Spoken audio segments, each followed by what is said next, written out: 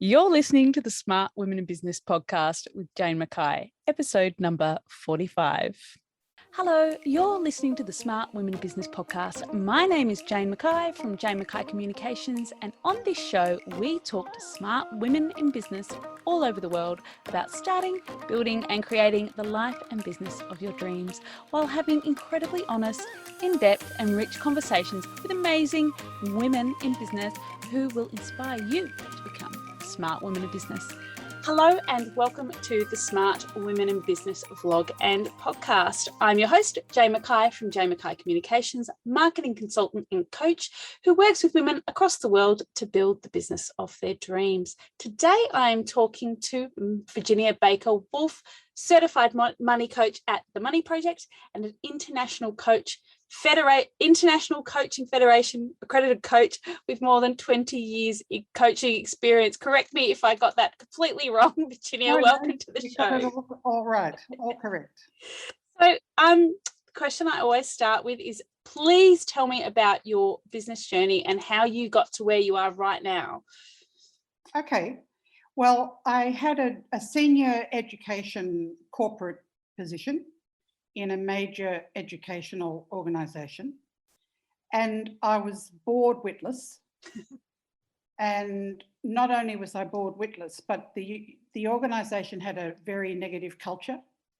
It was run on innuendo, rumour, bullying and intimidation, and I was unbelievably unhappy. But I had children in school and had a mortgage. So to shift out of that was not an easy thing. So it was a government position, which means that there'll always be an alternative for you within the government. And there is room to do lots of things. But my daily work was just unbelievably tiresome and boring. And so I was very unhappy. And I started to think, what else can I do? So I saw an ad in the Sydney Morning Herald on a Saturday, and it was for a guy called David Rock, who was running the first coaching course that ever hit Australia, results coaching. And I thought, this sounds good. So off I went to do the course. And then I went and I got this position. And I thought, righto, well, what's the next coaching thing to do? Like, I've got this one thing under my belt. I didn't have any practice or any experience, right? So I thought, now what do I do? So I started Googling and looking, and I found Coach U. Now, Coach U is actually it was the actual first major international coaching school. And it was organised on the back of a guy who'd been coaching for quite a while, and they implemented all of his learnings and processes. And so I thought, right, well, I'm going to do this.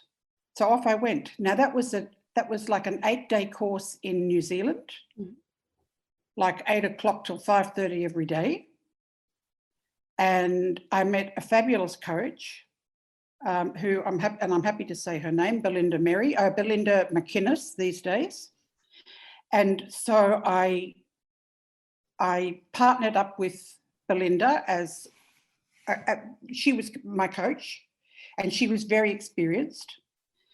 And then I thought, good, now what else can I do? Because I'm still in this government job. I'm still busy. I've got kids. I mean, I'm busy. So I think, now what will I do? So I saw something within Coach U. There's another arm of Coach U, which is called Corporate Coach U. So I started having a look at their stuff. And the organisation I was in such desperate need of organisational assistance. I thought, if I go and do this course, learn how to do this, and then I come back, I can do it here. And maybe I'll manage to effect some change. Now, I should tell you that my life before all of this, I was a university lecturer in Spanish and a teacher of English as a second language, and I'd been doing that since I was 20. Wow. So I had a lot of teaching experience. I had a lot of experience up the front of the room. So I thought this should be easy. So off I went and I did that. And it was fantastic. And I would say it would have been one of the most early corporate coaching trainings. And I'd still say today that it's number one, and it's really great, really fantastic. So I started doing this, it's called the coaching clinic. So I started doing the coaching clinic within the organisation, and it had great traction. People loved it. People were talking about it. People would say to their colleagues, go and do Virginia's thing, it's good. Did it make a difference? Yes, I think it did. And did the upper echelons of management do it? No, only one of them did. The woman who I was directly responsible to, she did it, but nobody else did. And so nothing changed. And corporate culture comes from the top, doesn't it? Yep, absolutely. And so then what happened was somebody else within this organisation, within the same overarching organisation, but a different system, asked me to come and, would I come and do it for them? And they'd pay me. So I thought, oh my God, somebody wants to pay me extra to do this. I thought, yay, I'm doing this. So I went to the powers that be, because in a government, well, I don't know if it's the same in corporate, but in a government position, if you choose to go and do something else and be paid for it, that can be seen as double dipping, because you can organise your hours at your main job. You can take all sorts of leave. You can take, there's all sorts of leave you could take that you would be able to then go and do this course. But that then is seen as double dipping. You're being paid twice. So there's a way around it, and it's called a private practice agreement, where you sign some paperwork and you say that, this is my main job and I'm over here doing this. And it's a declaration of what you're doing. So I went to do that, and somebody in charge said, oh, no, you can't do that. I said, why not? Well, because you're employed here, you can't go and do that. I said, but I'm happy to do it. I'm happy to take leave without pay to do it. I'm not double dipping. And so this woman said, you have to write me a submission. Write me a submission as to why you should be allowed to do this. It's bizarre. So I just thought, listen, lady, you might be in charge here, but you're not in charge in my head. And so, no, I'm not writing any submission. So then my line manager said, well, you can't do this. If she doesn't agree, you can't do this. And I said, well, I'm going to do it. I don't care what she says. I don't care about paperwork and declarations. I'm going to do it. She said, well, you can't. You'd have to resign. So I said, yeah, good. Give me the paperwork. She said, are you serious? I said, I most certainly am serious. You give me the paperwork. So I signed it, and then they were all up in arms. See, nobody expects you to do that. No. So they were all up in arms about, I was resigning. So the woman who asked me to write the submission then said to me, Virginia, go off and do your thing. Take leave without pay. Take leave. Go and do what you like, and in 12 months, see where you are, because you can't just throw in your job because you want to spend 2 days doing this. So I said, okay. And so, the first thing that happened was that within about a week to 10 days of not going into work every day, my husband said, you're so different. I'm happy. You are so different. I said, well, I'm doing something I love, and I'm not bound by those bullies and morons. And the difference was palpable. So then I started taking the coaching really seriously. I did run the coaching clinic in other organisations. I also facilitated a room of up to 200 people. So I started doing facilitation and running the coaching clinic, and before I left that organisation, I'd already offered my coaching services to the staff, that I wouldn't charge them. It was a professional learning and development activity. So I already had practice under my belt, and then I started practicing more. And so I left that organisation in 2005. It's 15 years. Wow. It only feels like yesterday. It took me a very long time to disengage from that organisation. My grandfather was actually the DDG, the Director General of that organisation in his time. And I've spent the last 15 years coaching. Wow. Yeah. And then I had some issues with money. I think everybody has issues with money. I had my issues with money. And I used to feel like it was like the same as me taking my car to the mechanic. Like I'd take my car to the mechanic and I'd say, it's making a funny noise. Where? When? What do you hear? Well, I don't know, it's making a funny noise. So I used to feel like a dumb blonde, no offence to blondes. I used to feel like a dumb blonde going to the mechanic. And in the end, I thought, you know, this is not worthwhile because I feel like I'm being ripped off because I don't know what I'm talking about. So I'd get my husband. I have a very nice husband called Gordon. And so I said to Gordon, you have to take the car to the mechanic. Yeah, been there, done that. Honestly. So that feeling of being a complete dill, in about 2006, I figured out that's the way I was about money, a complete dill. And there are all sorts of issues that feed into women feeling like dills about money. I think that the great majority of women are affected by quite a number of them. The social constructs and societal systems that we have in place are still built for men, and I'm not beating up on men, this is just the history. They're still built for men, they're not built for women. I mean, things have improved, but they haven't improved enough. And I think that the money issue is the last bastion of dependency and basically being shut out. So I think that the money stuff is as important as the right to vote. It is just as important. And women need to step up. And the reason that we don't step up is that because we feel we don't have any confidence about money. We feel quite foolish. So you can have a woman who, from a corporate point of view, is extremely senior. She's very bright. She does a great job. But when it comes to money, she's in a mess. And she thinks to herself, I'm a very bright woman. Why is this like this? Well, because we've never been taught what we were taught. I mean, I think little girls are not being taught this as much as I was, but I think they're still being taught this stuff. You know, yesterday I'm looking online because everybody's got sales on because of the lockdown. So I'm looking online to see, I've got a little niece that's just about to turn 12 months. So I'm looking at stuff to buy for her.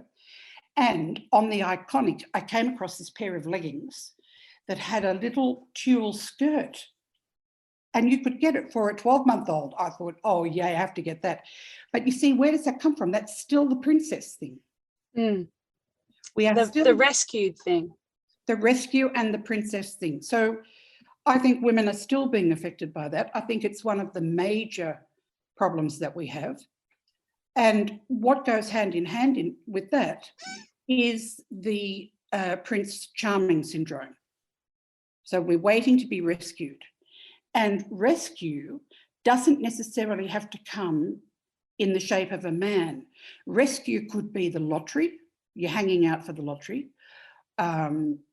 There are various types of rescue. You're going to inherit some money from your parents, so you're waiting for that to happen. And we can end up waiting for Prince Charming and waiting for our parents to either make a nice handout or leave the planet so we get some of the stuff. And whilst we're waiting, we're not doing anything because it's like we put it all over in the corner of waiting and Prince Charming. So because of that and the background in gender education, we're still falling short. If if you talk to women about the banks, the banking industry, women will still say that they go in feeling like a fool, like I did with the mechanic. We just remortgaged our house recently on the guidance of our financial advisor, which I organised in our household. Go me. And even though I did the paperwork and I was primary on the paperwork, my husband, he still comes first on all the paperwork. I'm like, why? Yeah. And it's those subtle things that are keeping us stuck. Yeah. Yeah. Well, when we did some financial stuff with a financial planner, now this financial planner has been voted AMP's best planner, and she now runs her own organisation. And when we were doing financial paperwork with her, mine, I kept my name because I didn't think I didn't see any reason. I mean, I'm often ahead of the game. I'm a yellow canary. I do stuff before other people catch on. So Gordon and I have been married for a very long time. And way back then, I thought, I'm not giving up my name. Why should I give up my name? So I didn't. And then we went to Bali when my kids were like 8 and 10. And I was concerned about an Indonesian immigration officer saying, but you don't have the same name. You can't be the same as them. So I thought, I'm not going to run into any problems with my children. So I'll just chuck Woolf on the end. Now, since I did that, like I only did it as a very practical thing for my children's safety. But since then, I've become quite attached to this name. And I get a lot of comments on it. And it's a bit of a marketing tool. So when we did all this paperwork with the financial planner, they kept sending me back stuff to sign with Virginia Woolf.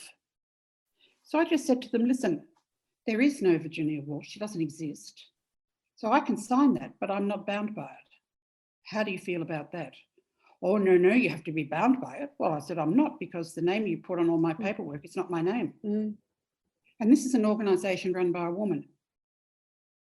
They're in the country, they're in Goulburn or somewhere.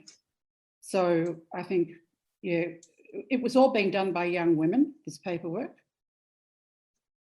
So I think, well, what does that tell you? The young women, they know what my name is, but they think, oh no, they can't be bothered with 2 names. I'll just write 1 name. So we're stuck in all sorts of, stuff. Then there are the myths about money that we grow up with. People with money are evil. People with money are not very nice people. I don't want to have too much money because my friends won't like me. And there's a heap of myths. And then we have money blocks. We have at least 13 money blocks. And the first one is keeping our head in the sand. And this is what women do. They think, oh, I don't want to know about that. It's too complicated. I haven't learned anything about it and I can't be bothered. And the other really crucial piece with women is that they find money boring. So the money thing is presented like you must make a budget. And a budget to most women means deprivation. If I have to make a budget and I have to be clear about what my spending is, then I won't be able to spend anything and I'll be deprived. So there are lots of, then we've got under-earning. Women under-earn. Oh God, so you can have a very smart, capable woman who's not earning what her worth is. She's not charging for her time as an expert in her field, whether she's a mumpreneur, an entrepreneur, whether she's a corporate high flyer. She's not getting paid what she's worth, what her skills are worth. And I think the reason that we do this, we all do it, the reason that we do this is to keep us a little bit behind the men, because we have a sneaking suspicion that if we earn more than the men, they won't like us anymore. Do you think that's conditioning? Do you think that's genetic? Where do you think that comes from? I think that is conditioning. I think there are a couple of things. I think, yes, it is conditioning. Do you know that when I was growing up, I'm one of 6. I'm the second of 6. And my mother always said to me, you have to do law because you're very bright and you get your head around an argument, you have to do law. So when I got closer to the time of me choosing to do law or not, my mother said, now you have to do law and then you go to the bar, you're going to become a barrister. And you will be the best barrister in the court. No pressure. But you'll have to be careful with the men.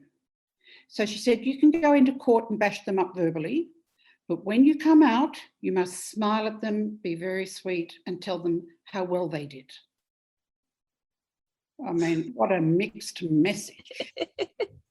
So my response as a 17-year-old was, if that's what I have to do, if I have to lie to everybody every day, I'm not putting myself in that position.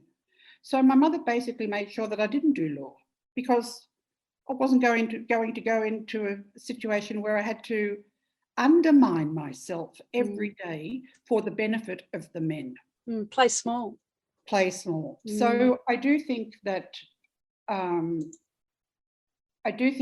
of my generation certainly had a block about earning more than their husbands. I had it myself. So I've done a heap of work. I've done heaps of work. I've done heaps and heaps of work. And I've done two things that I think are very effective. One is EFT, emotional freedom, and the other thing is a thing called EMDR. And they basically both follow from the same premise. And that's about the movement of our eyes and, backwards and forwards, backwards and forwards. And then the EFT includes the tapping.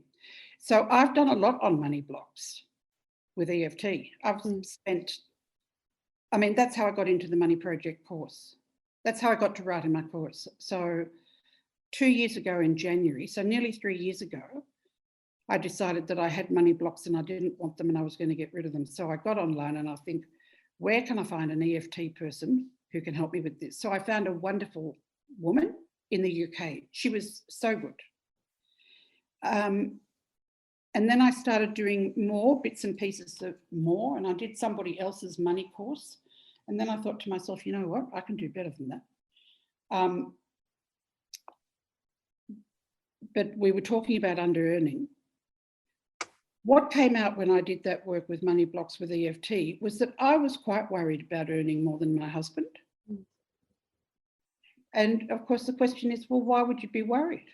It's still very much a thing for many people. That's right. So I think, well, he won't love me anymore.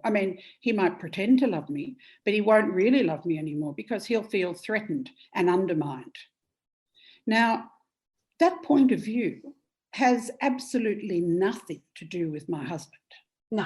My husband is one of the nicest men on the planet. He is, my daughter at her wedding said that her father was the most compassionate man she'd ever met. And he is.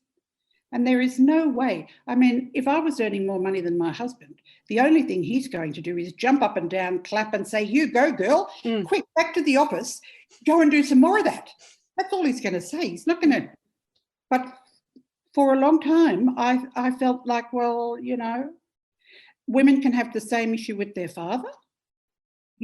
I wouldn't dare earn more than dad, or I wouldn't dare be more successful than dad because dad's the boss. And, for dad to love me, I'll have to make myself small. So women do an awful lot of keeping themselves small. So in the first instance, so that their men, like their father, their husband, their brother, so that the men don't reject them, they also do it with each other. And the most interesting thing about women with each other with these blocks is that nobody talks about it.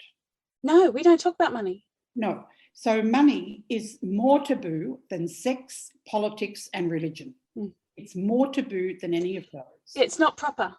No, it's not proper. And like I said a little while ago, I'm a yellow canary. I am a yellow canary. So what I mean by that is I went and did a gap year before it had a name. Right? Nobody knew what a gap year was. And I'm talking a long time, like 20 years before anybody else did it. Same with my surname. My mother, she wrote me a check for my birthday. And she wrote it to Virginia Woolf. I said, Mum, Virginia Woolf doesn't exist. I can't bank that. You don't have a bank account in that name? No, I don't. This is not my surname. And wait for it. And how does Gordon feel about that? He can't like that. You need to call yourself the same as your husband. I'm like, no, sorry.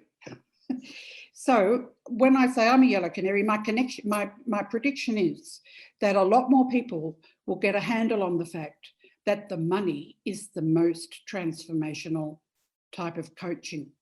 It's more transformational than leadership coaching, organizational coaching,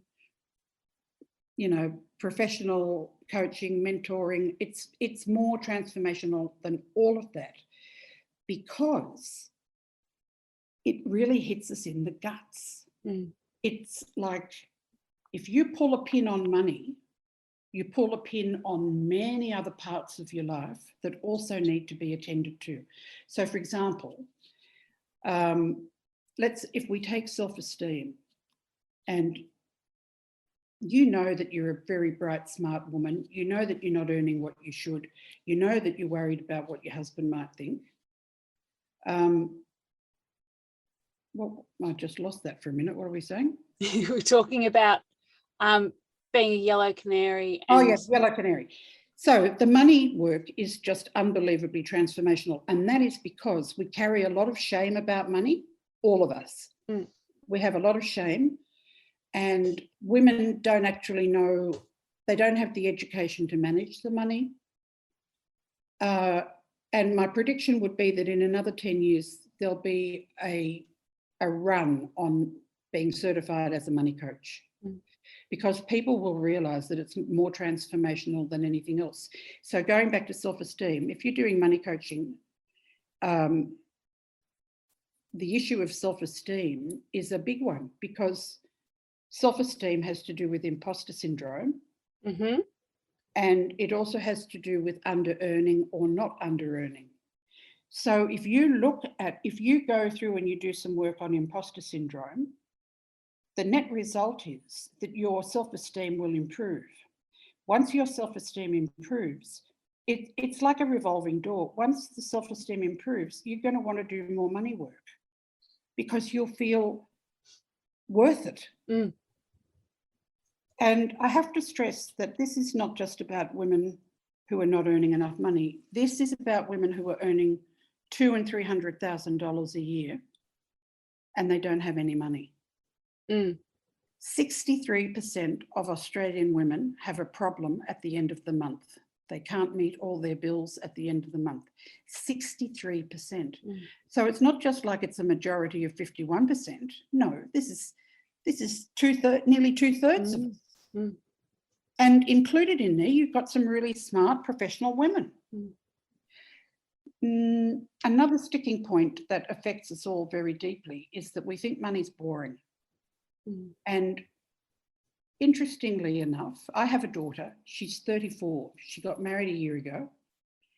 And in the lead up to getting married, I was already doing this work. So I was pushing stuff at her. Scott Pape, the barefooting stuff. So I'm saying, listen, you need to do some reading. You need to sort of set yourself up.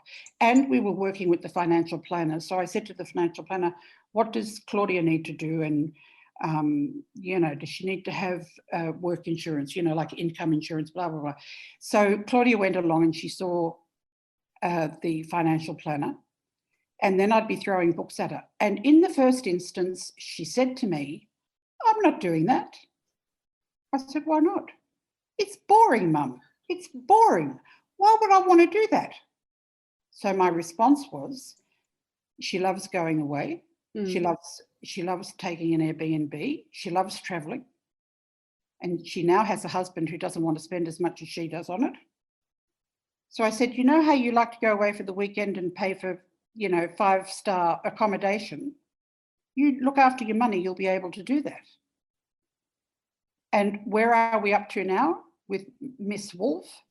She's having, they're doing date nights, money date nights, like Barefoot Investor suggests. They're doing date nights, and they now have an automatic savings plan that goes directly out of their incomes. And so she has actually done a complete 360 Even though at the beginning she said, I'm not doing that, it's too boring. Now, lots of women feel like that. I certainly felt like that. I'm not doing money, it's boring. I don't want a spreadsheet. I don't want a spreadsheet. I don't like Excel, and I'm not going to sit here for an hour trying to figure it out. And a budget, what do we need a budget for? Now, I would say that those same thoughts are echoed by the majority of women. And in fact, what we need to do is flip it. And if we flip it and we say, what's the purpose of managing the money? What is the purpose? Well, the purpose is that so you can go on your next trip to Santiago or Chile. That's the purpose of your budget. What else is the purpose of your budget? You want to send your kids to the best school. I don't know in Melbourne, but in Sydney, you want to send your kid to the best school, that's going to cost you $20,000 to $25,000 a year per kid. After tax. Yeah, so if you want to do that, if that's what you want for your kids, you're going to have to start managing the money. So we need to flip it from boring to freedom and possibility. And I think that money does symbolise freedom for so many people. And that's why we go into business for ourselves, because we go, I'm going to earn all this money and it's going to be great. And then we get into business and we have all those business problems, cash flow, you know, all those long like invoice payment, you know, terms and all of that stuff that comes up. And then you go, oh, now I've just translated my personal money problems into my business money problems. And now I've got two areas of my life where I'm stressed about money. That is 100% right. And I'm just in the process of writing a new course. Well, I'm nearly, you know, I'm 90% done. And there are 4 modules. And one of the modules is called Let Go of Money Stress. And the first thing it says, well, it says we make 3 major mistakes. And the first major mistake is we run our business finances the way we run our personal finances. And not only that, it all comes out of one account. We run our business on the same account as our personal. How does anybody then, it's a lot of work then to turn around and count up your receipts and for your taxation and for your ABN, your GST payments. You have to go through one account and it's so messy. So messy. It's very messy. Why wouldn't you have a business account and then it's all there on your statement where you spent the money? And then it's all connected to your invoicing system.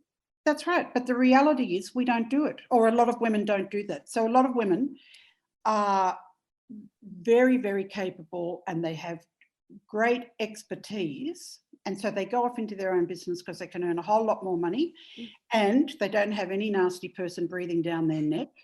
And they don't have to stay at work on Friday till 5 o'clock so that the boss doesn't think they're slinking off anywhere. Whereas they're more likely to work at home at 8 o'clock to 10 o'clock at night. It's just more convenient. Yeah, but so because of those issues about freedom, people breathing down the neck and the money, we go off into our own business, but then we have the same attitude to the money as we had all along to the personal. And the other thing is that women don't seek advice. Anyway, this course I'm doing, I decided that letting go of money stress, I was going to have to actually talk about the account system because that creates a whole load of stress. So if you want to improve your money mindset and bring in more money, however you do that, if you're going to then sabotage everything because of your previous habits and lack of education, then the money mindset thing stuff, it's not going to work. So I had a little toss up. Do I want to include this? Why would I include this? And I came to the conclusion, yes, I would include this. And there's a little bit on outsourcing. And I think, do you want to include that? And I think, yeah, because if they're smart, they've got a VA. But then how do you do that? So I decided that I had to do the let go of money stress in with the money mindset because it's the key sabotage. I remember being scared of sending invoices. Yeah. And I've been in business, I've been in business now 12 years, but thinking, what if they don't value my work? And it's like, they've already received it. They're happy with it. But yet you feel scared about sending the invoice because you undervalue yourself. That's right. And it's chronic across so many industries. It is absolutely chronic. And the other thing is that women don't look. There's a very simple equation on how you come to your hourly rate. So people decide, well, let's just take coaching. People decide they're going to charge a minimum of 160 an hour. An hour, and then maybe they'll go up to 200, and they think, gee whiz, $200 an hour. And when I was in the corporate field, I was earning like less than half of that. So this is fantastic. But what they haven't taken into account is that how many hours are they working? What is the annual income that they want? They then need to divide that by the number of months they want to work. Then they have to divide that figure by the number of hours in a month, hours in a week, and then multiply it out. But even then, they still have not taken into account the fact that they're paying for a professional membership. They're paying for insurances. If they're running a home office, that's also a tax deduction expense. So there are all these other costs. Then you've got learning and development. Subscriptions. So you've got a whole list, your own professional development, because if you have a professional membership, it's highly likely that they require some professional development, however many hours over 1 year or 3 years. Yeah. So you have to pay for that again. So that hourly rate, let's say that we've got our hourly rate for the income that we want and we're all set. But the reality is we have to actually add up the cost of all those essential incidentals. And tax and GST. And the tax and the GST. And then we need to divide that by the number of hours. And super. And super payments. Yes. And those are all costs. So your hourly rate is really not $200. It's more like $350. And I used to think, how can coaches charge this sort of money, $350? And then going through this exercise of doing a workaround, an equation, I'm not in the least bit surprised that people charge that. They're not charging that because they're rip-off merchants. They're charging that because it's costing them $100 an hour to run their thing. So they've got to charge enough. The other thing that we do in line with that is that we do freebies. I mean, by that I mean, well, like coaching, you do free coaching. The only reason to do free coaching is to get your hours up. The International Coach Federation allows you to count 10% of your required hours as pro bono. So beginning coaches, this is a good thing to do, get your 10%. But then you have to tweak up. You have to keep tweaking till you get to the market rate. And because of all of the issues that we've just been speaking about, impostership, not valuing your own expertise, because of all that, they're very frightened to put their price up, because what happens if they put their price up and their clients leave? Well, my answer to that is... get better clients. My answer to that is you need to decide who your new client is, who can pay you $350 a week, $350 a session, and then $350 a session with a really good coach and fortnightly. You might get a whole lot more benefit out of that than a $200 coach every week. So there are swings and roundabouts to all of this. And it's not, people go, oh, that's so much money. And it's like, well, actually, it's not. No, it's not. It's not in the grand scheme of things. In the grand scheme of things. And when you think of what we pay out for other things. A plumber. The plumber, God, yes. The plumber. And people never pay them late. That's another thing that affects entrepreneurs, is they go, oh, they haven't paid my invoice, but I'll just let it go. No, you can't let it go. And you can't do any work for those people until they pay. 100%. And best thing, I mean, I'm working with 2 ladies at the moment in my business, and I get billed at the beginning of the month. They don't bill at the end of the month. They don't bill after the work's done. They bill up front. And I completely understand why. Because, I mean, they know me professionally, but they don't really know what my integrity and my morals are like. What happens if they do $2,000 worth of work and at the end of it, the person said, oh, I didn't really like what you did, so I'm not paying you. And that, as a creative, that happens. And, you know, get 50% up front. If you're too scared to get 100% up front, get 50% up front. Absolutely. And you know, own your worth. Absolutely. It's so frustrating. Oh, you know, I'll just charge, you know, still see people charging, I'll just charge $30 an hour. It's like, go and work at Woolies. That's right. So if you take the point of view that we're all earning less than we should, we need to start talking about it. You know, stuff that we talk about gets worked on. When we feel like we can't talk, it's too shameful. And particularly if we're making out, or if we're letting people think that we're a lot better off than we actually are, you can't then turn around and talk about it because you've been running a bit of a furphy. And my advice to that is, if you don't want to talk in your circle, completely understandable, go and talk to somebody at the bank, make sure it's a woman.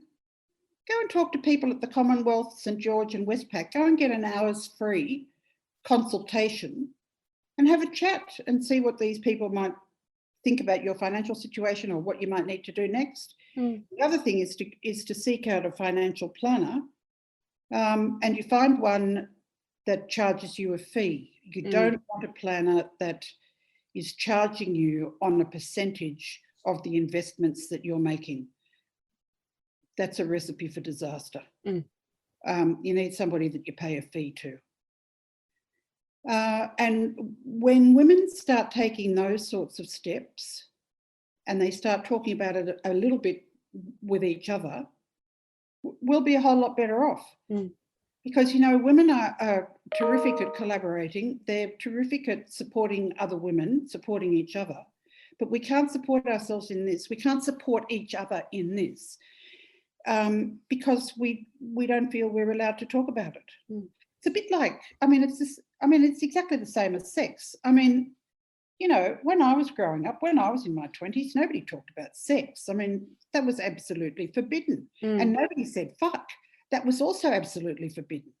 And for a nice young lady like me, oh, no. But these days, I mean, my daughter, before her wedding, had a hen's night.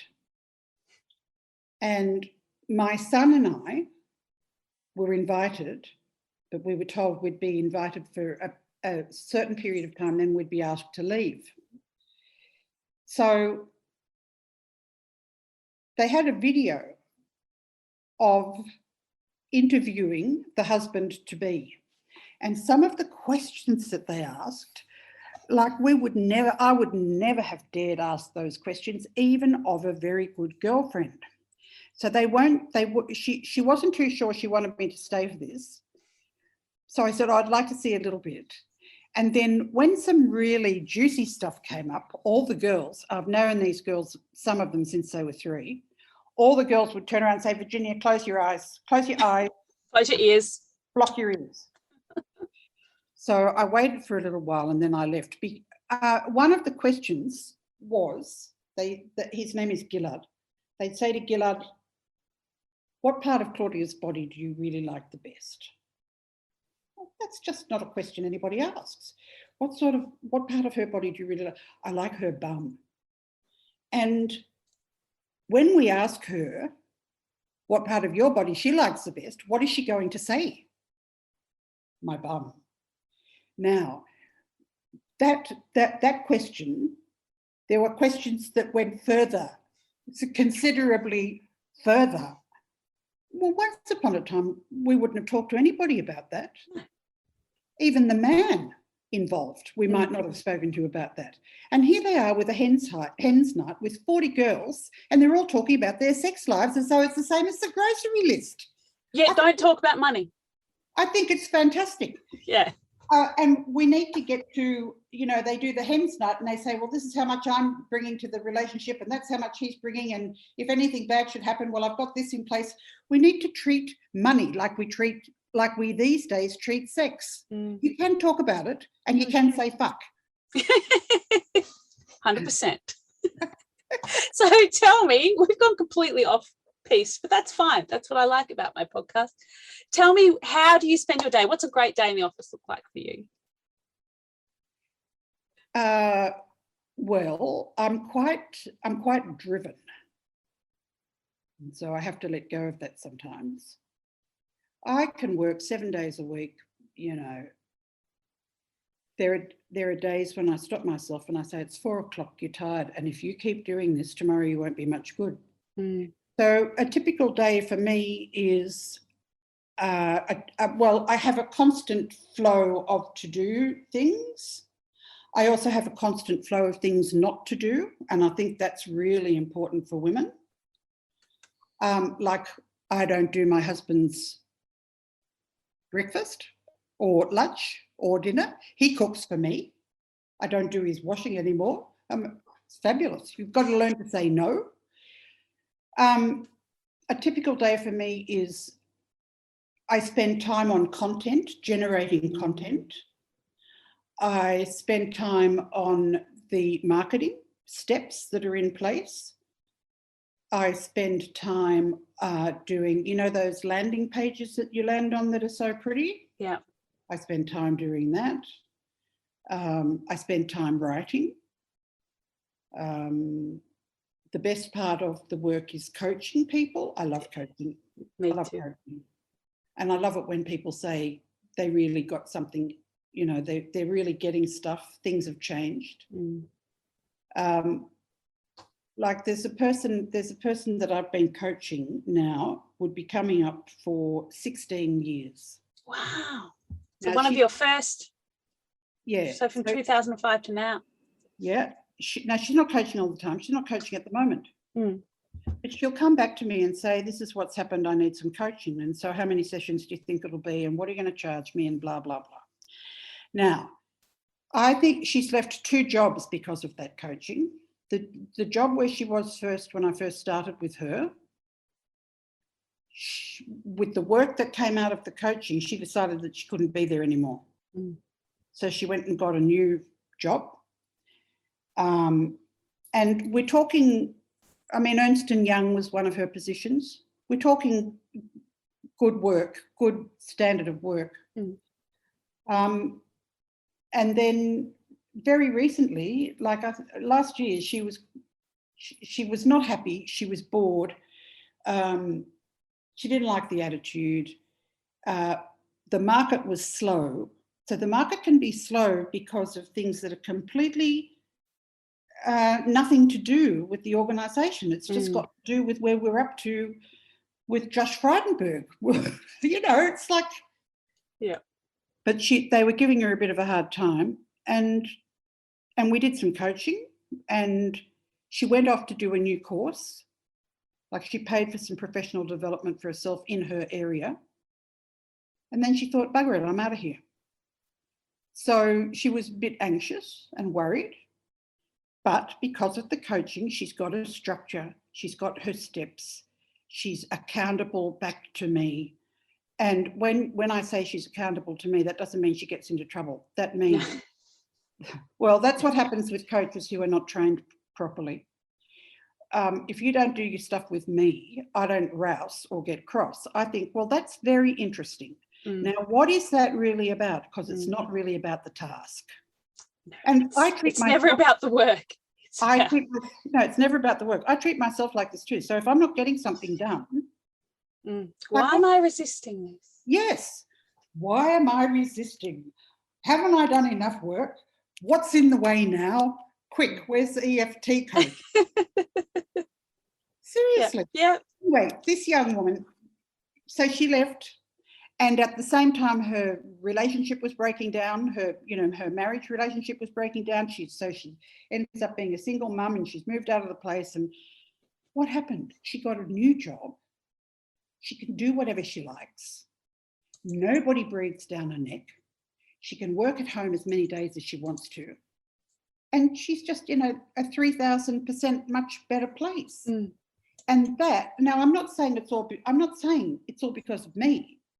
It's about the work that she did, she brought to the table, that we worked on. But that's what good coaches do. That's right. They don't do it for you. No. They are a guiding light. Well, you can't do it. You can't do it for the client, because it's the same as, actually, you'd know about this. It's the same as children. They have to actually do it to learn. So you can't swoop in and do it for them. You know, these mothers, well, not just mothers and fathers, the kid comes home with a project from school and the kid is very distressed and they're never going to be able to do it and no one will like their work and, oh, mummy, please do it for me. Well, no, that might save your dinner hour distress, but it's not teaching the kid anything. But if you say, I will do it with you, I will help you, I will sit with you, that's what a coach does. I did make a diorama this week with my son. Oh, yeah. It's the best art project that I have ever done. You know, when he's done it. I helped him. He's taken such great pride in this because I talked about what he wanted to do. He wanted to make a cave. So I was like, as it happens, even though we're in lockdown, I happen to have plaster of Paris from a failed art project. Let's make a cave. So he's like, well, how are we going to do that? I said, well, we try it, like put it over a balloon, voila. We'll try it. And if it doesn't work, it doesn't work. We'll just find another way. Oh, gosh, he thinks it's the best thing he's ever done. So he's painted it. He's painted all the inside with glitter. Oh, it's the best. Anyway, by the by, you'll see that on Facebook coming up. Okay. Keep an eye out. I have a son as well, Sam, and he came home he was very anxious at school, my boy. He didn't really like school. Anyway, he came home and they had to write a poem. Now, my kid had a problem. Both of my kids had problems with reading, and I took them to the speech therapist, all of that stuff. So he was in that phase at the time. And it's like writing a poem really. Why don't you ask him to, climb the Harbour Bridge by himself? So I sat down and I wrote a poem, right? I asked him what he thought about it. He liked it. What he liked most was that it was done and he could go to school and not get into trouble. But the problem was that the poem won the week's prize. Oh, the poem won the week's prize. So he came home and said, Mummy, I won. You won, Mum. I won, Mummy. Well, really, you won. And that's where, those hollow victories, if you're not doing the work yourself. Absolutely. Hollow victory. That's a really good way to put it. Anyway, a good coach doesn't do that. No. And I do it in the context of marketing. I show my clients how to do it. I help them, I critique them, and then I push the little birds out of the nest and they go off and they fly by themselves and I get messages going, I can do this. And I go, yeah, it was in you all along. You just needed someone to show you. I'm currently working with a marketer. She's excellent. And she does things like, I say, I can't do this. Could you do this? No. So I'm paying her a monthly fee. Yeah. And then I'm paying for some done for you hours. So I think I've got hours there. So can you do this? And she sends me back a thing and says, here's a little video for you showing you how to do it. That's exactly what I do with my clients. Here, I'll show you how. Yeah. Yeah. I love it. And then I see them do it. And I'm like, yes. Last month she spent 2 hours putting emails up on the email automation thing. And I thought, that's ridiculous. And I thought, I did out what she's charging me per hour for those done for you hours. And I think you've just spent this much money on 4 or however many it is, 4 or 6 emails to put them in active campaign. I think you better learn how to do that. So I said to her, how do I do it? So what does she do? She does a little video. The videos are like 4 minutes. On Loom. I love it. And she does this quite a lot. She pushes back and says, no, you do it. You let me know. I think, yeah, okay. That's how I teach my clients how to build their, like, maintain their websites. They go, can you teach me how? I go, okay, you get to a point where you want to change something and I'll do a video. And they go, oh, it's really scary, but you're just learning one small thing at a time. So it's not that overwhelm of, I've got to learn how to build a website. It's really fun. So what are your favorite, apart from your marketing person, favorite tools that you use in your business, like software? So I use lead pages to do things like landing pages, you know, those pretty sales things you see people do. I use lead pages for that. I was signed up with another one, Infusionsoft. Yeah, that's bigger than Ben-Hur, Infusionsoft. That's bigger than Ben-Hur. I could not, I couldn't figure out how to do it. And so and it's more expensive. And so the question became, can I do this thing on lead pages? Well,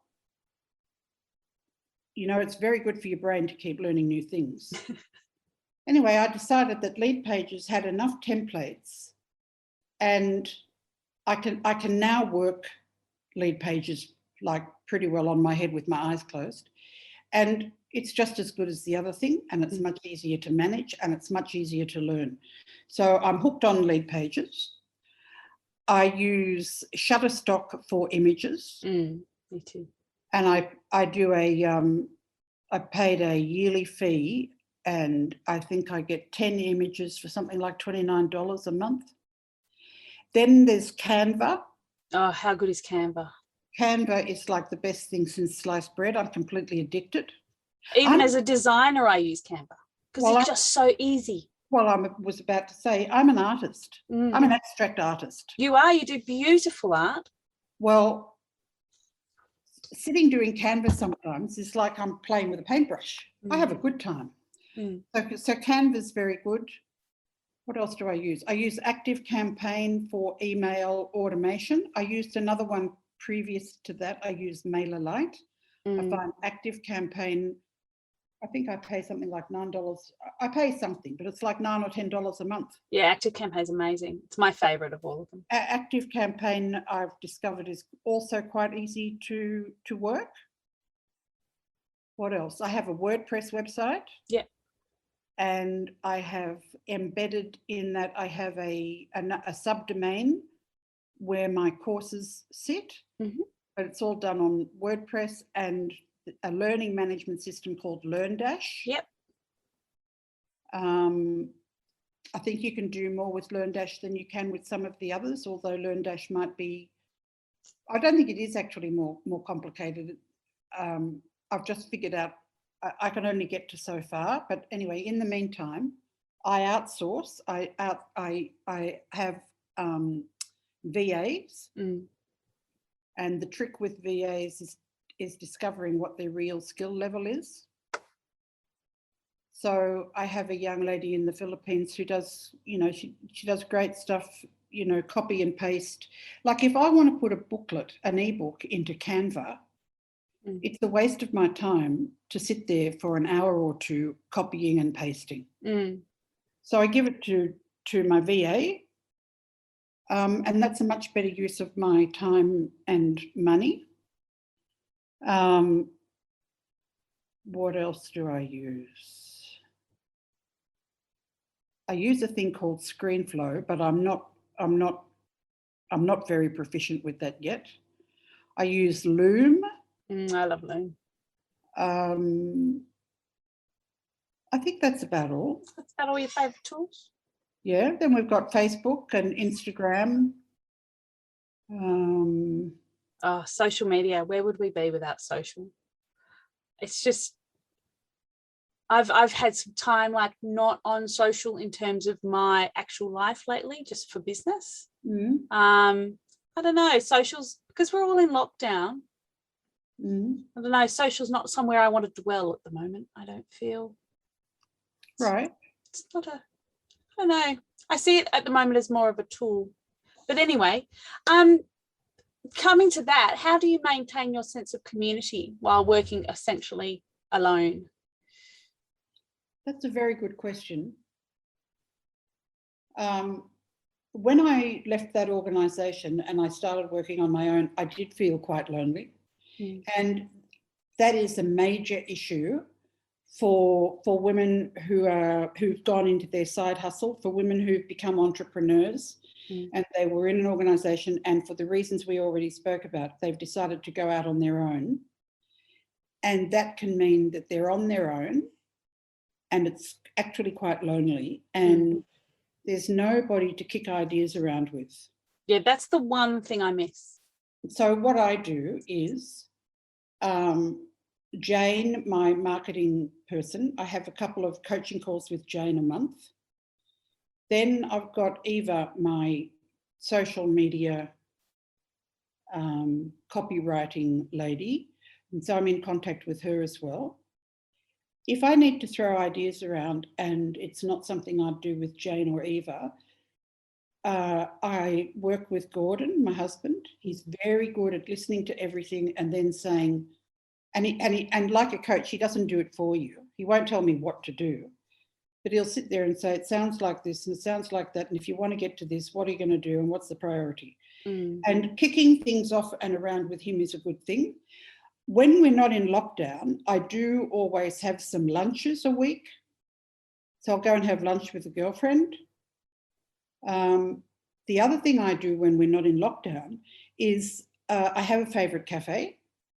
That favourite cafe has excellent Wi-Fi. So they're really nice. They're Vietnamese and Thai. They're just delightful. And so I take my laptop and I go there and work. So if I'm feeling, a bit lonely, or I'm suffering from cabin fever, I'll take my stuff and I'll go down there and work. Now, that's another very interesting thing that I learned in the process of writing my Money Project course.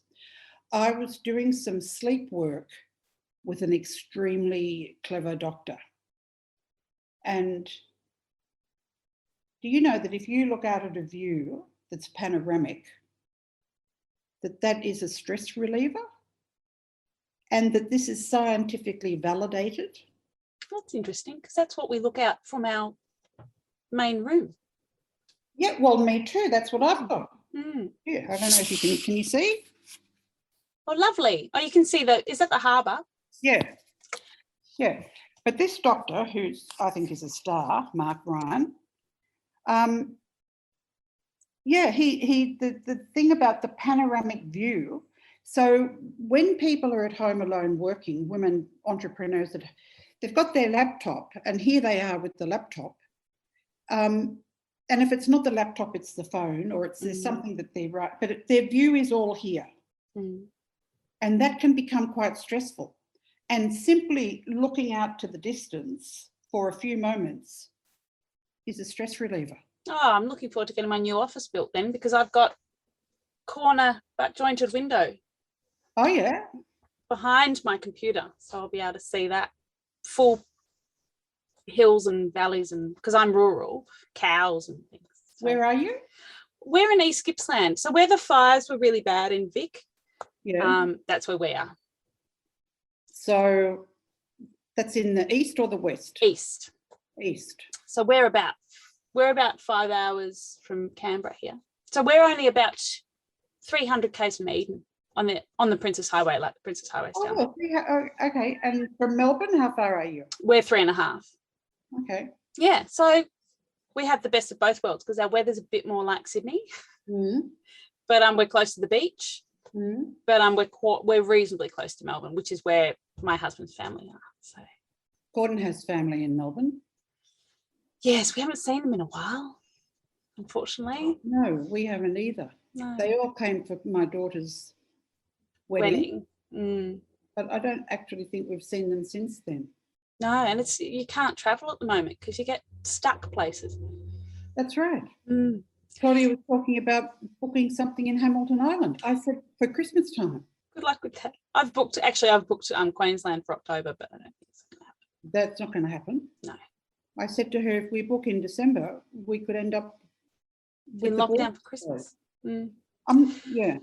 So we touched on it briefly, But one of the things that I always talk about, and that I've only ever met one entrepreneur, and that was through this podcast, it doesn't affect, is entrepreneur syndrome. So how do you respond to the bad days in business? You're probably better equipped for this than most other people, actually, with a coaching background. Bad days. What's the, like imposter syndrome, if you're just a bit down on your energy, having a bit of a day? You know, I don't have that anywhere near what I did have once upon a time. And I think one of the best things that people can do for that is what's called a life inventory. So in the money coaching, there are 4 key processes. The first one is your money history, your money story. Feeding into that goes your father, mother, mirror exercise. Then we've got your money personality. And then a life inventory. So what you have to do, the exercise is that you have to go through your life and write down everything you did that was wonderful. And what do you, on your best days, what are you relying on? And what's been, you know, feedback from other people. Not that you should base everything, but it's positive feedback, what people say about you. And then sit back and look at that document, because those are your internal resources and they're worth as much as the money. And if you can manage to shift from imposter syndrome into your value and your expertise, then I think that shields you from bad days. Now, in setting up my latest course, I've had difficulties with that. And some days I think this is never going to happen, this is never going to work. And then I think, do not go there. So I think a really good tool for people to have is reframing. So whatever the negative thought is, the question is this really true? So if I say to myself, this is never going to work, I've done so much work and I'm still not there and this is never going to work. Well, if I say that to myself, I'm going to end up in a fuzz and a spiral down. But if I say, oh, I think I'm never going to get there, if I say, is that really true? Is that really true? Have you not got where you wanted to in the past, or have you got to where you wanted? I say, well, I got to where I wanted. Well, then how is it true that you're never going to get there? What sorts of skills do you need to get there? Oh, well, I need excellent facilitation skills. I need coaching skills. I need writing skills. Do you have those skills? Yes, I do.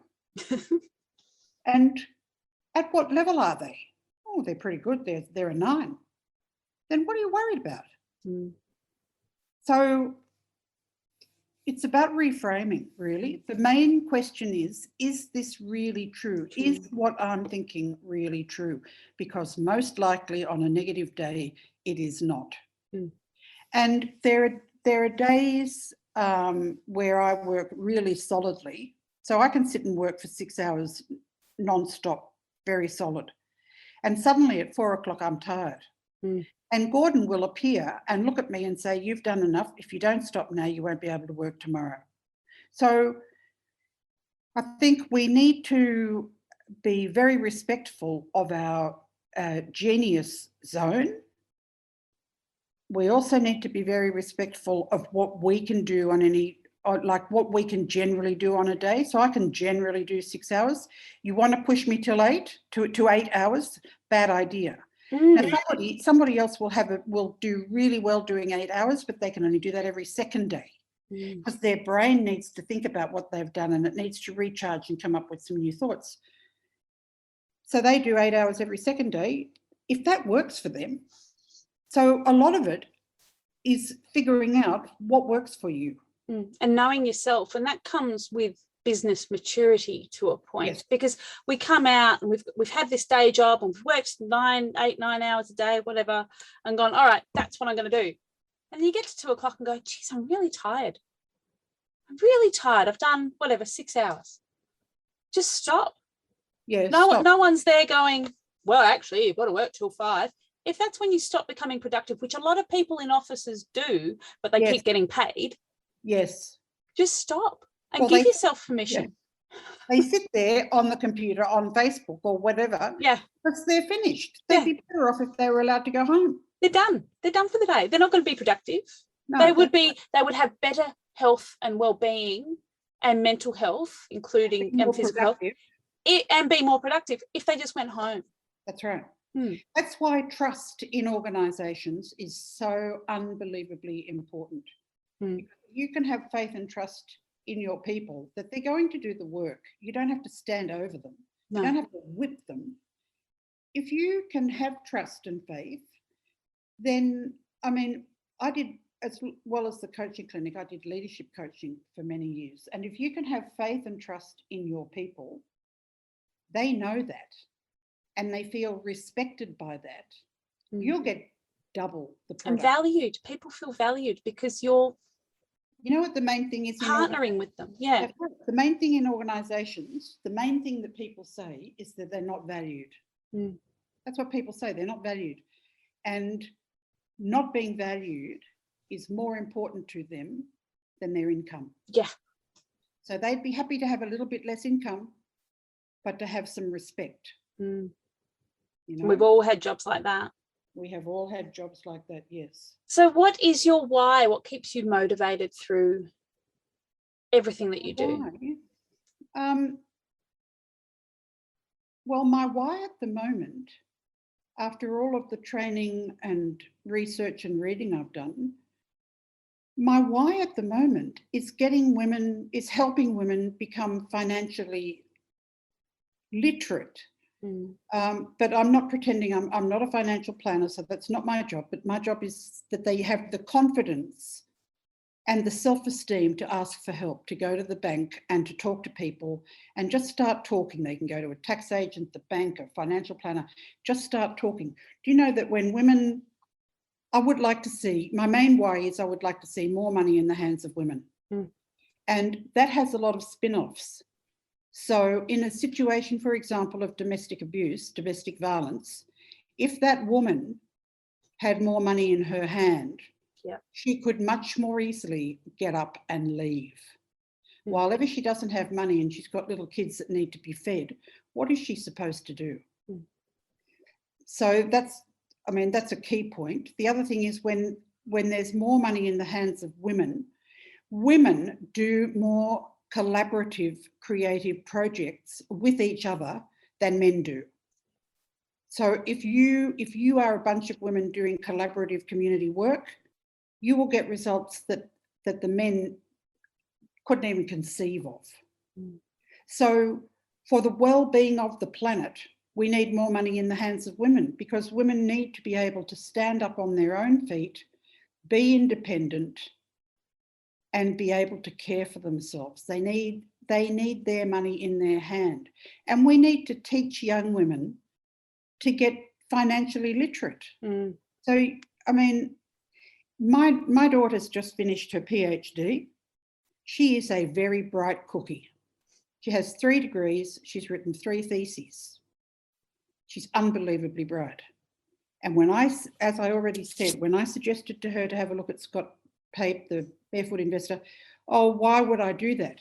Now, if that girl who's so clever is saying that, what's happening to the young 19-year-old who's had a baby on her own, who had to leave school, who doesn't have the education that my daughter has, and she may well come from quite a low socioeconomic group?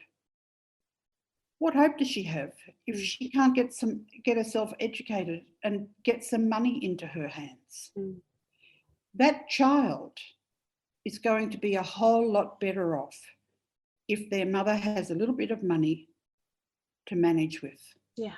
So from the point of view of health and well-being of women and children, this is the same as voting rights.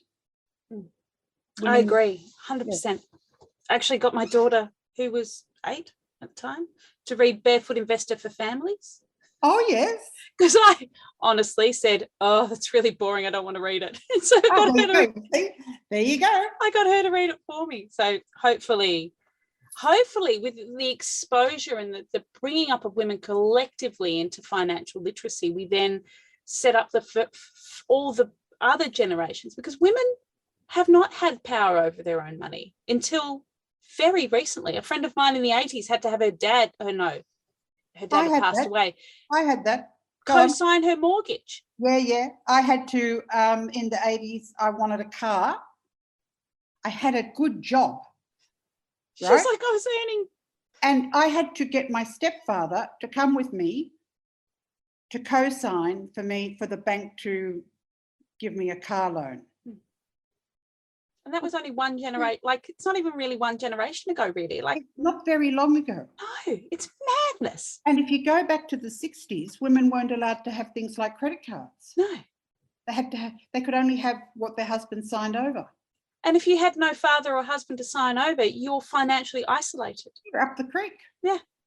And that has been the life of women for all time. That's in right. Western society. Recently, in the last few months, there's been an article about this very subject, the money taboo for women, in a magazine called Mind Food.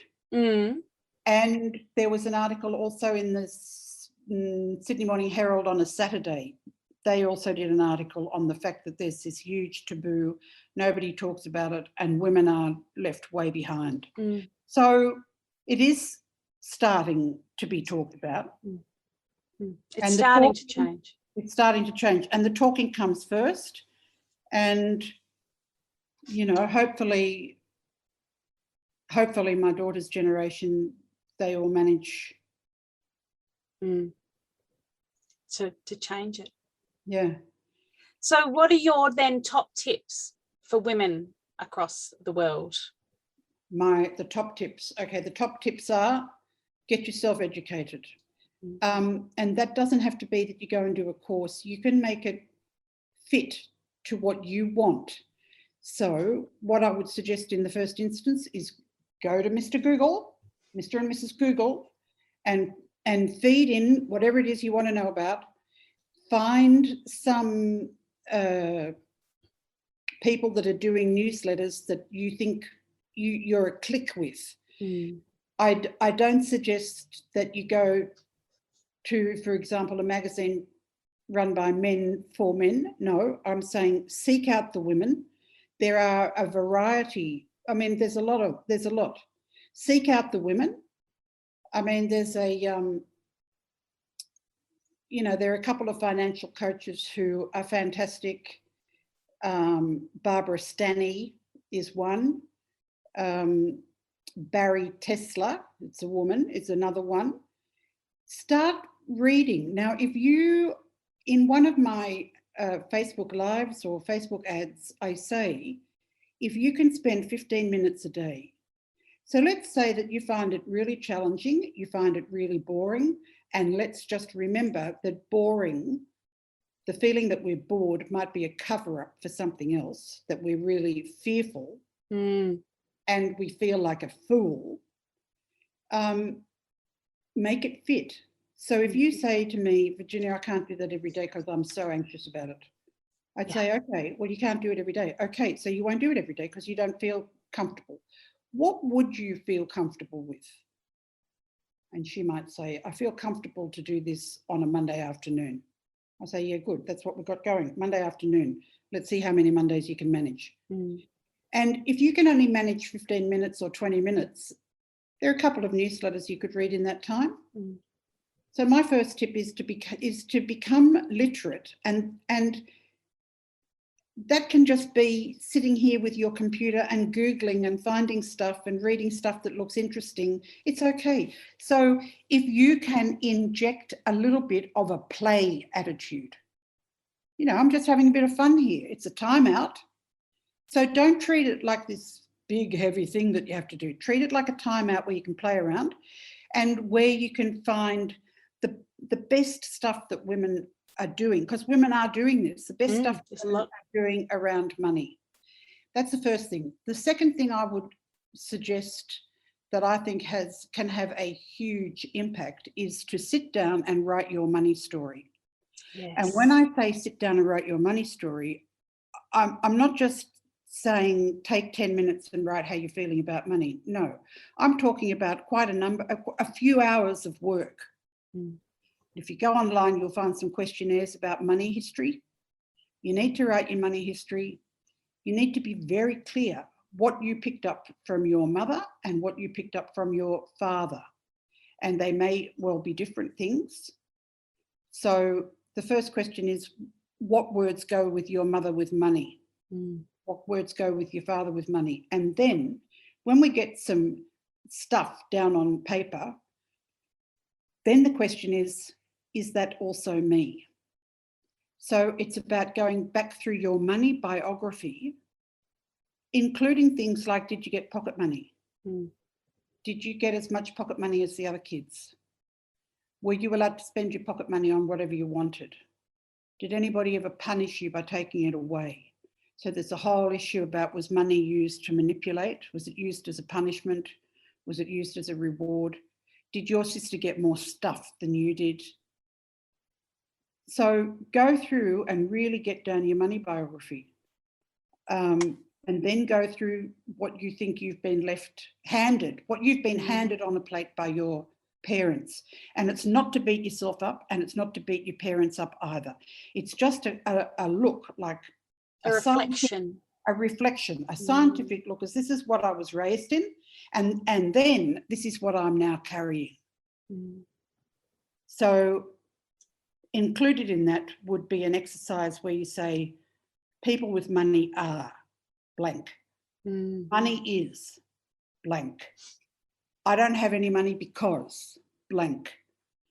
Now, the thing about maintaining that story is that it must give you a payoff. There must be some benefit to you in maintaining that story. You're not going to figure out what the benefits are till you get the story down. So get the story down and then ask some really good questions. Well, we're brought up with expressions like money is the root of all evil, the source of all evil. That's right. And there's a whole load of Christian beliefs and Bible stories. Jesus ran the tradespeople out of the temple because they were wicked. Well, they're not wicked these days.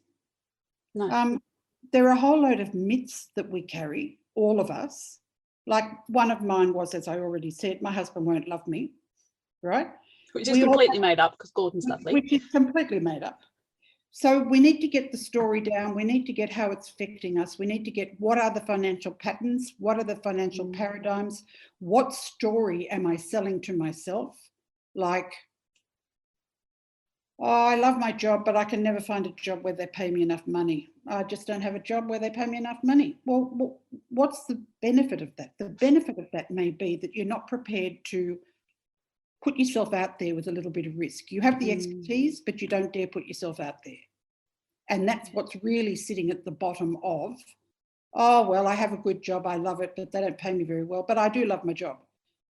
Well, why can't you get paid properly? And until you put awareness around that and actually sit down and think about it, you don't realise that you're in that pattern or in that habit. That's right. You have to ask yourself some really good questions. And don't just skim over it. And don't skim over it. You need to go into the stories. Like I have a story about my grandmother. My grandmother had one child, my mother, and she was a very interesting character. She'd only had one child. She'd only tended to one child. So my elder sister, who comes first, it was like Nana only had room for one. And that one was my sister Susan. So Nana loved antique jewellery. So she'd rock up to the house with a piece of jewellery for Susan. And the one I remember the most was a white opal bracelet. It was unbelievably, I just thought it was magic. It was an opal bracelet and it had a chain that ran along the top and the bottom of the opals, a little gold chain, and there was a seed pearl in the middle of each, and the opals were like about that far apart. It was absolutely divine. And I could not understand, like I would have been 7 or 8. I couldn't understand why Susan's getting this bracelet. Yeah, the injustice of it. Yeah, why don't I get a bracelet? she's not better than me. Why don't I get a bracelet? Mm. I was so jealous Mm. of that bracelet. So the question there is, I mean, a child who goes through that is going to end up thinking, I don't deserve nice things. Mm. I don't deserve nice things. I mean, when I was a child, I didn't deserve nice things. She got stuff and I didn't, so I mustn't deserve it. My grandmother mustn't have loved me as much as she loved Susan. Mm. Maybe that's true, but my grandmother did love me. But there's a whole lot of stuff that an 8-year-old will say to herself to make sense of this injustice. Mm. And the bottom line of what that child will come to is, there must be something wrong with me. Well, no, there's not. There's something wrong with your grandmother. So not always about you, darling. Aww. So at one stage, she wanted to buy. We lived in a suburb. Like, we had a lot of land. We lived next to a forest, and it's in suburban Sydney, but there was a forest at the back of us, and we had a very big land area anyway. And so my grandmother said that she would like to buy Susan a horse, because we had enough room to have a horse. And my father said, you buy her a horse, you'll have to buy 6 horses.